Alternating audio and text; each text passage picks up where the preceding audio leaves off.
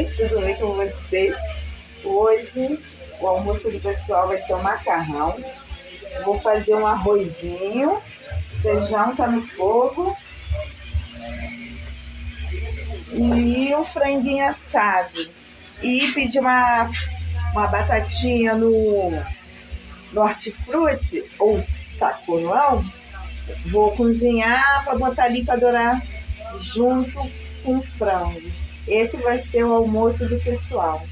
Eu tenho que ver se eu vou fazer farofa, gente. Eu não gosto de fazer farofa. Dá muito trabalho pra mim. Não gosto. A única coisa que eu não gosto de fazer muito é farofa, mas eu faço, fica gostosa, porque eu sou sistemática. Tem que ser tudo assim, ó, perfeitinho. Entendeu? Aí demora bastante. Aí, esse vai ser o almoço do pessoal, porque almoço para cliente eu não faço mais. Graças a Deus. Um beijo a todos.